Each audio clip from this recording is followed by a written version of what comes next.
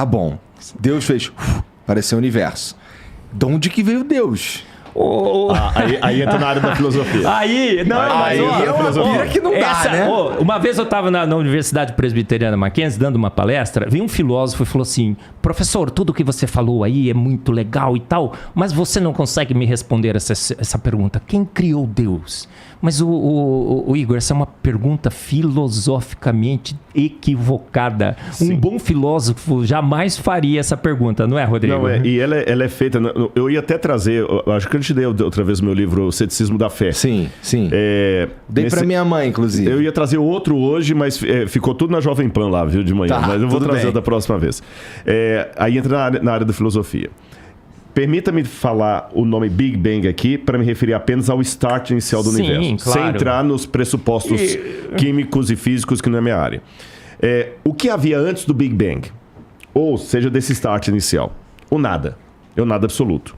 Porque um ponto de comum acordo entre ateus e design inteligente, eu acho que qualquer um concordaria comigo no sentido seguinte.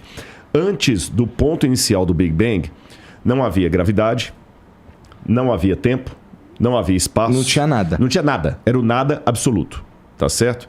Mas aí vamos partir de uma questão filosófica que é repetida por vários, desde Parmênides na Grécia Antiga, que os latinos traduziram como ex nihilo nihil fit. Do nada, nada se faz. Se não havia nada, por que hoje há algo ao invés de nada?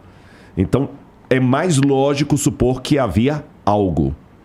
Agora, esse algo que havia, para formar tudo que existe, tem que ser um algo que não está preso ao tempo, porque o tempo veio depois dele.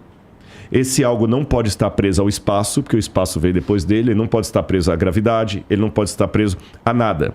Então tem que ser um algo que seja, no sentido do nosso tempo, atemporal. Não que ele não tenha um tempo próprio dele, mas esse tempo aqui teve um começo, então ele tem que existir antes. Então ele não pode ser temporal, ele não pode ser espacial, porque o espaço não existia.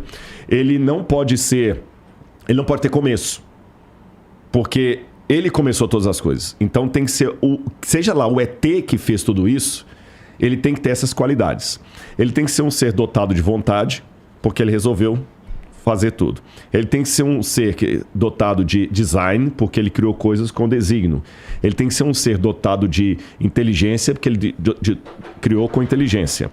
Esse ser, então, não pode ter sido criado por nada, porque se ele foi criado por nada, a única coisa que eu faço do ponto de vista filosófico é deslocar a pergunta mais para trás. Uhum. E mais para trás. E eu vou cair num ad infinitum absurdo. Eu tenho que obrigatoriamente chegar a 2 caminhos, não tem 3. Aliás, 3 caminhos. Ou eu acredito que a matéria e tudo que existe veio do nada, e me perdoe. Aí vem o meu limite. Isso não é científico. Porque, mas é provado. Não, então vamos falar de método científico agora. Eu vou até pedir licença para entrar na sua área.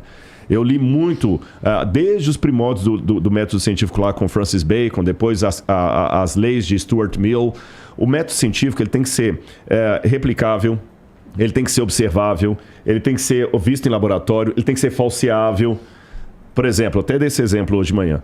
Como é que eu posso provar para você que gasolina de carro não funciona para avião? É simples, é falseável. Você pega a gasolina do carro e colocar lá. Agora, não é falseável dizer para você que Santos Dumont estava sem cueca quando ele se suicidou. Não tem como voltar lá e verificar isso. Tá certo? Então, dizer que que tudo pode surgir do nada, sem um agente que provoque isso não é nem falseável, nem científico, nem laboratorial, nem filosófico.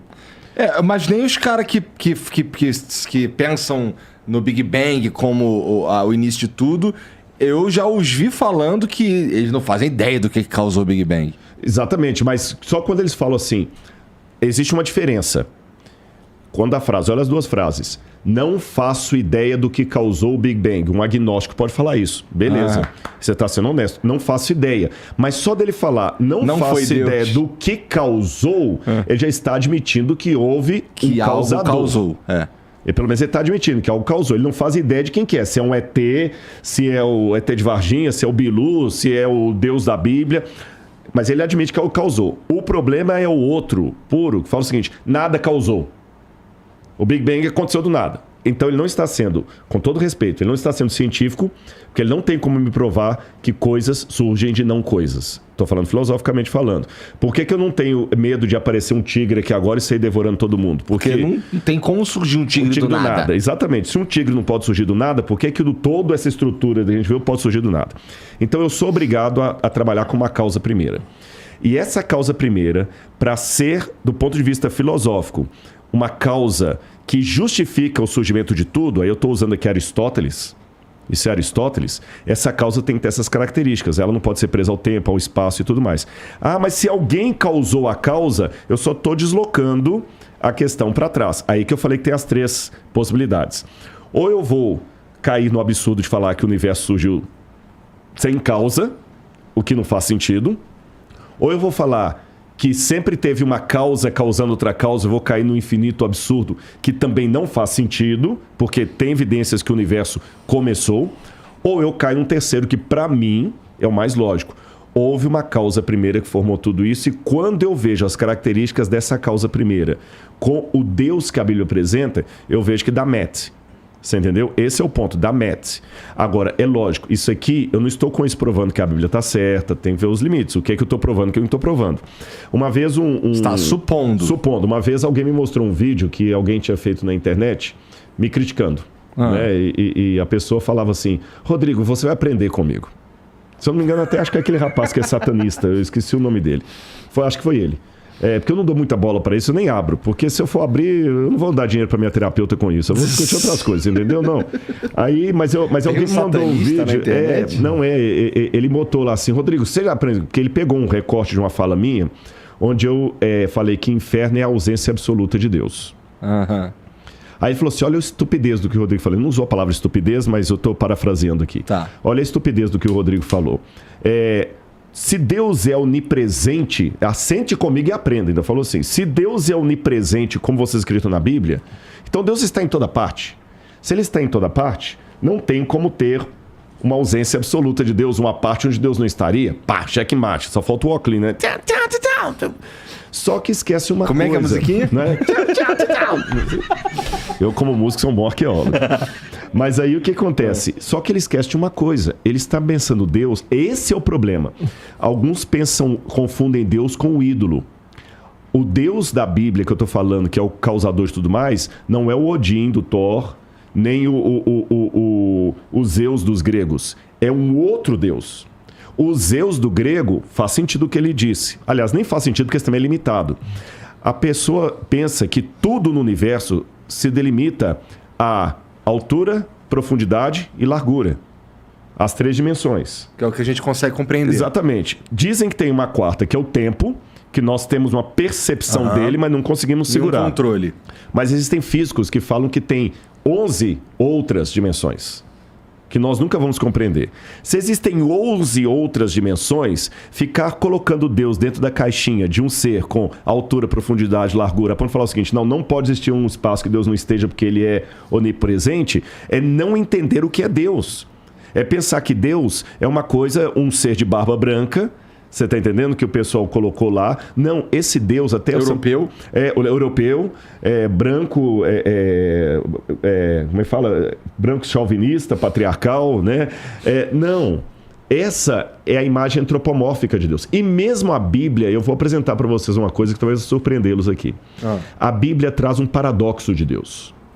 Qual que é o paradoxo? E lembrando que, Igor... Paradoxo em filosofia, na sua área eu sei que é um pouquinho diferente. Em filosofia, paradoxo não é necessariamente contradição. Pode parecer que é a mesma coisa, mas não é. A contradição é uma coisa ilógica. É eu falar que eu estou aqui e não estou. Isso é contradição. O paradoxo são quando 2 situações opostas convivem no mesmo ambiente. A física quântica está cheia de paradoxos. A física quântica está cheia de paradoxo. O mesmo elemento aparece aqui, aparece lá. Onde é que ele está, afinal de contas? Então, Deus não é contraditório, mas ele é paradoxal. E no paradoxo de Deus, tem um vazio humano com forma de Deus muito interessante. Quando eu falo vazio com forma de Deus, Karl Rahner falava disso. Existe uma busca do sagrado. Eu até brinco com alguns amigos ateus que eu tenho muitos amigos ateus, que eu falo o seguinte, olha, a oração que um ateu pode fazer sinceramente é, Senhor, que tu existas. Porque, cara, vamos abrir o jogo aqui, eu não quero pregar pra ninguém não, mas se Deus existir, Igor, é a melhor coisa desse mundo, cara.